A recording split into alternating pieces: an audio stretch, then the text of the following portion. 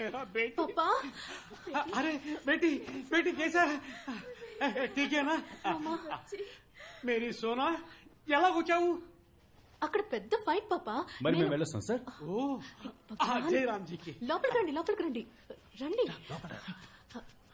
ఈయన వాళ్ళ దగ్గర నుంచి నన్ను కాపాడారు శుక్రియా బేటా శుక్రియా చాలా సంతోషం ప్లీజ్ బయటో అరే బయటోనా आओ सोना तुम भी बैठो तो होना हाँ मामा అరే చెప్పమ్మా నిన్ను ఎవరు ఎక్కడి నుంచి కిడ్నాప్ చేశారు బ్యూటీ పార్లర్ నుంచి బయటకు వచ్చేటప్పుడు ఒక వ్యాన్ లోకి తోసి ముక్కు మీద క్లోరోఫామ్ పెట్టారు పాపా బాపురే బాప్ వాళ్ళ ముఖం చూసావా చూడలేదు కానీ వాడి వాయిస్ మాత్రం నాకు మర్చిపోలేనంతగా గుర్తుంది ఆ తర్వాత ఈయన వచ్చి నీ పేరు చెప్పనే లేదే సార్ సింహం సింహమా హీరో అరే హీరో సింహం హీరో సింహం వీడు నా ఫ్రెండ్ వాసువా అసలు మాట్లాడమే లేదు బేటా వింటా నీ మాట నేను ఇలాగే కామెడీగా మాట్లాడుతుంటా అరే కుछ खाने के लिए लाओ అదే కుదరదు వెయిట్ మీరు తినే వెళ్ళాలి ప్లీజ్ एक मिनट फोन आया ఓకే సెట్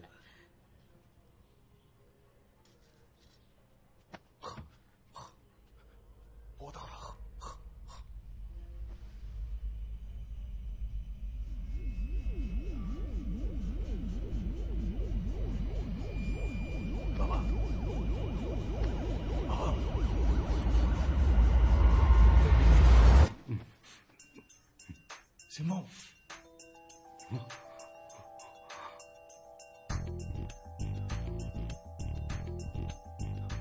సీటింట్లో మనమేం చేస్తున్నావురా అక్కడెవరున్నారు ఎక్కడ్రా థియేటర్లో అక్కడేగా అమ్మాయి ఉంది అమ్మాయి అక్కడ కాదురా ఇక్కడే ఉందిరా అమ్మాయి ఎక్కడుందా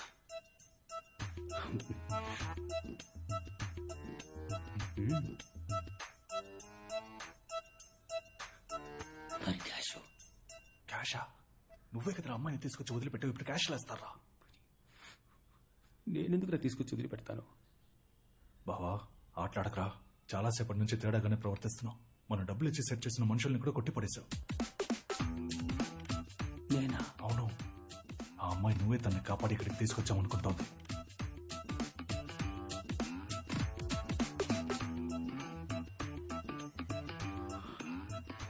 నాకేమీ జ్ఞాపకం లేదురా బావా నాకెందుకో ఆ మంగళం నీ తల మీద బాటిల్తో కొట్టాడు కదా ఆ రాత్రి నుంచి నీకేదో అయిందనుకుంటా కొట్టానండి క్రాక్ అంటున్నావా నన్ను పొరా క్రాక్ ఈ సినిమాల్లో హీరోలు ఉంటారు చూడు చాలా మంచోళ్ళుగా అంత మంచోడుగా ఉన్నావు ఇప్పుడు కన్ను ఇలా కొట్టుకుంది నువ్వు ఎప్పట్లా మారిపోయావు ఎప్పట్లా అంటే నువ్వు నార్మల్ అయిపోయావు బావా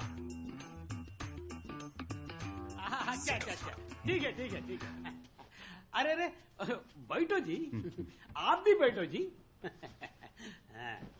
మీరు నా బేటీని కాపాడారు మీకే హెల్ప్ కావాలని అడగండి ఈ సెటు మీకు చేస్తాడు లేదు ఒక మ్యాటర్ మాట్లాడేద్దాం సెటు మన ఏరియాలో ఎలక్షన్స్ వస్తున్నాయి నేను కార్పొరేటర్ గా నుంచుంటున్నా వావ్ మీలాంటి బంగారం మనసున్న వాళ్ళు నించోవాలి అదే సెటు కొంచెం డబ్బు ఖర్చు అవుద్ది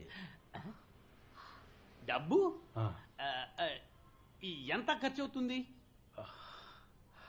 ఒక 50 లక్షలు ఖర్చు అవుద్ది ఇచ్చి హెల్ప్ చేస్తే బాగుంటుంది అరే బాప్ రే బాప్ 50 lakhs డాక్యుమెంట్స్ ఏమైనా ఉన్నాయా అరే డోంట్ వర్రీ బేటా పాప రెడ్యూస్ చేస్తాను ఇంట్రెస్ట్ లో బాగా రెడ్యూస్ చేస్తాను సెటు నా దగ్గర డాక్యుమెంట్ ఉంటే నిన్నెందుకు హెల్ప్ చేయమంటాను అరే 50 లక్షలు పెద్ద అమౌంట్ బేటా డాక్యుమెంట్ ఇచ్చినా సేట్జీ డబ్బు ఇస్తున్నాడు కదా ఆ భగవాన్ కి అందుకు ధన్యవాద్ చెప్పు చుప్ రహో బేటే డబ్బు తప్ప ఈ సేట్జీని ఇంకేం కావాలని అడగండి చేస్తాడు ఎలక్షన్ లో నుంచుంటున్నా కుటుంబం అంతా వచ్చి నాకే ఓటేయండి శుక్రియా అది సేట్జీ ఫ్రీగా చేస్తాడు ఏక్ మినిట్ లడ్డూ కావో ప్యూర్ ఘీ आप भी కావో నా బాబా నిజంగా నేనే తనని కాపాడాను నేను చేసిన పర్ఫార్మెన్స్ కి క్యాష్ లడ్డులా ఈ పాటికి చేతికి అందేదిరా అంతా పాడు చేసి నేను చేశానని అడుగుతున్నా రేయ్ నువ్వు నేను కుక్కలా తిరిగాను డబ్బు కోసం ఆ తర్వాత కిడ్నాప్ ప్లాన్ వేశాం మరి నేనేందుకు పాడు చేస్తాను రా ఓ అయితే నేను పాడు చేశానంటావా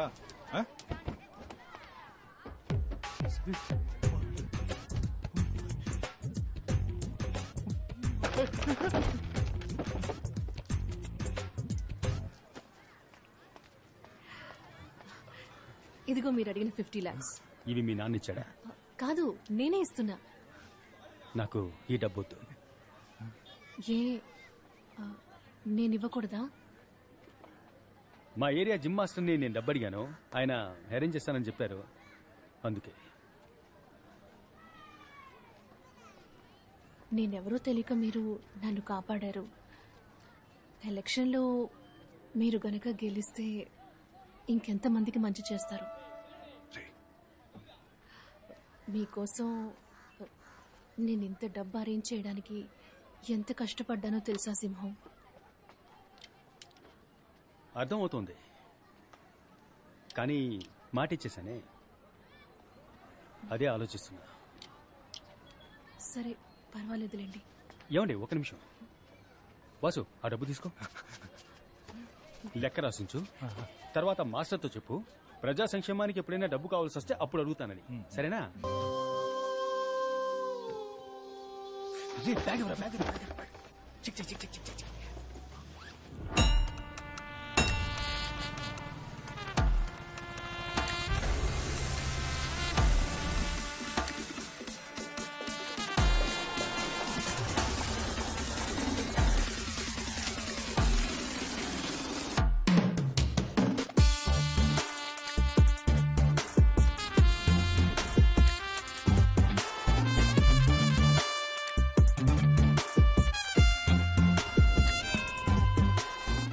ఏరియాలో అభ్యర్థిగా ఎవరిని నించోబెట్టాలా అని బాగా ఆలోచించారు.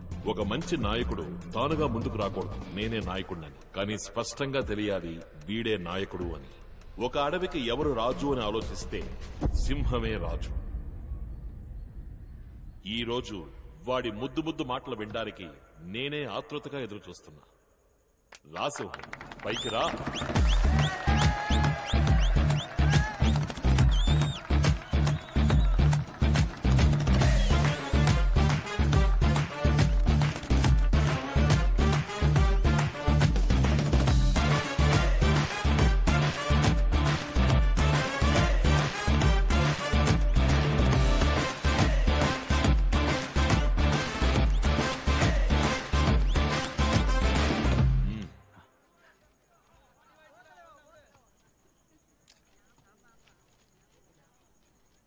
గౌరవనీయులైన పెద్దవాళ్లకి, మాతృమూర్తులకి, వేదికను అలంకరించిన పార్టీ పెద్దలకి, నాయకత్వానికి నిలువెత్తు నిదర్శనం మన అన్నయ్య.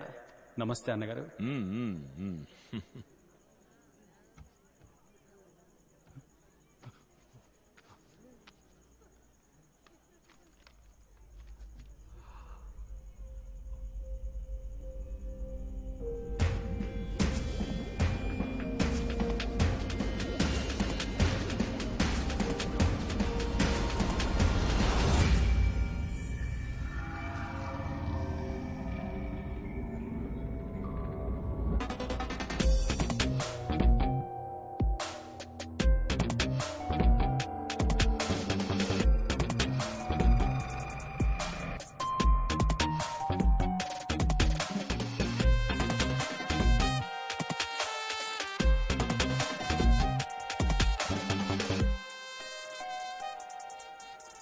అందరికీ నమస్కారం.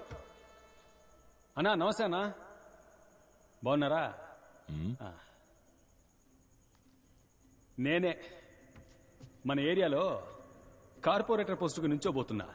మన పార్టీ ఏమో 50 ఏళ్లకు పైగా రాజకీయాల్లో ఉంది, కానీ ఇన్నేళ్లుగా ఏది మారలేదు. పార్టీ గాని, పార్టీ జెండా గాని, పార్టీ చిహ్నం గాని, మన జీవితాలు గాని ఏ ఒక్కటి మారలేదు. కానీ అన్నగారి కుటుంబం మంచి మార్పు, మంచి అభివృద్ధి తరతరాలకి కదా అన్నగారు. 30 ఏళ్లు కాదు, ఇంకో 300 ఏళ్లైనా ఇక్కడేది మారబోయేది లేదు. మనల్ని మారనివ్వరు వీళ్ళు. మనలో మార్పు రానివ్వకుండా మనల్ని జాగ్రత్తగా చూసుకుంటారు. ఎందుకంటే మనం ఎదిగితే అది వీళ్ళకు మంచిది కాదు. ఏంటి కోపమా? ఆవేశము విడిచి మూలకెళ్ళి నుంచోండి. మనం ఆశించే రాజకీయం వీళ్ళకి అర్థం కాదు, కానీ వీళ్ళు ఆచరించే రాజకీయం ఏమిటంటే ఓ ఇద్దరు కుల పెద్దల విగ్రహాల్ని ఆవిష్కరించి కులాల్ని కాపాడుకోవడం, మన ఏరియాలో ఉన్న వీధులకి వాళ్ళ పార్టీ నాయకుల పేర్లు పెట్టుకోవడం, అలా మన చెవుల్లో పువ్వులు పెట్టడం, 5 ఏళ్లకోసారి ఓట్లు అడుక్కోవడం. ఆ తర్వాత మనకేమైనా సమస్య వచ్చిందంటే, అంటే ఈ వరదలొచ్చాయి, తుఫాన్ వచ్చింది, తలదాచుకోవడానికి చోటు లేకపోతే వీళ్ళ దగ్గరికి వెళ్ళి చేతులు చాచాలి. అయ్యా ఏదో ఒకటి చేయండి అయ్యా, పిల్లా పాపాలతో రోడ్డున పడ్డామని.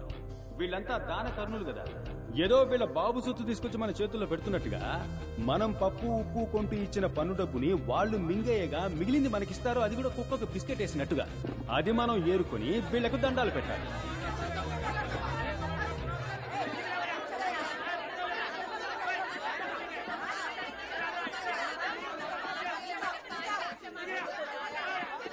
మీ కోపం చల్లారిందా? కూర్చోండి కూర్చోండి. నేను మాట్లాడేది మీకోసం కాదు, తెల్ల బట్టలు వేసుకుని మనసులు మురికిగా ఉన్న మీకోసం కాదు. మిమ్మల్ని నమ్ముకుని మీ ఇంట్లో ఉన్నారే మీ పిల్లా పాపలు, రేపటి తరం, వాళ్ల కోసం మాట్లాడుతున్నాను, అర్థం చేసుకోండి.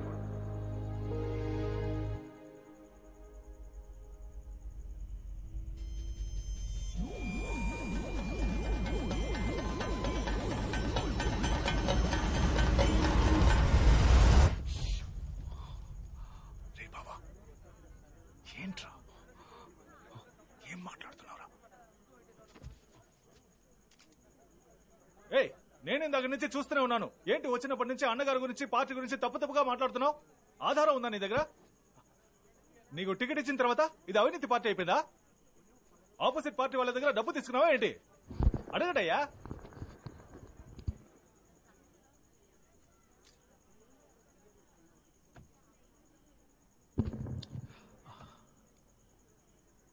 కాకికి గుడ్లగూబతో వైరం, గుడ్లగూబకి కాకితో వైరం.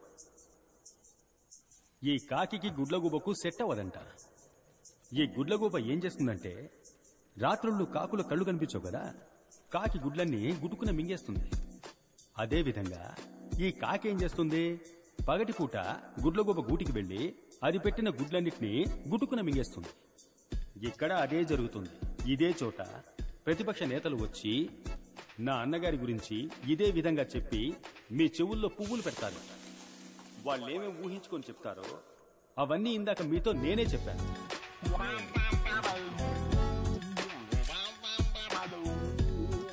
ఎందుకంటే ఇదంతా టైం వేస్ట్ కదా, మీ సమయం వృధా కాకూడదని నేనే చెప్పేశాను.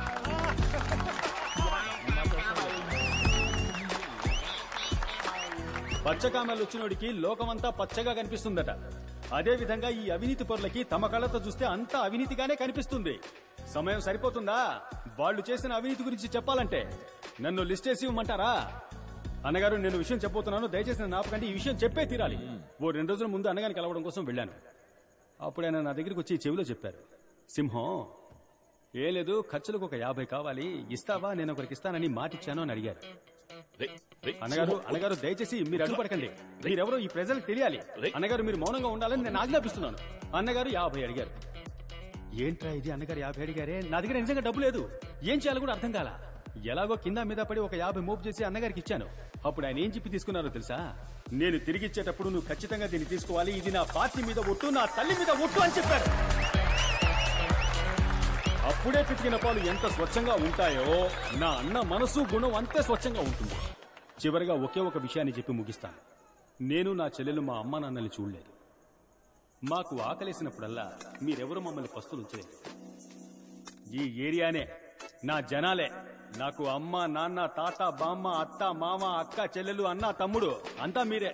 దానికి కృతజ్ఞతగా మీకు సేవ చేయడానికి, మీ ఇంట్లో పనివాడిగా, మీ వీధులు శుభ్రం చేసేవాడిగా పని చేయడానికి నన్ను ఆజ్ఞాపించండి. ఆ ఆజ్ఞ ఓటు రూపంలో వేయండి అని వేడుకుంటున్నాను.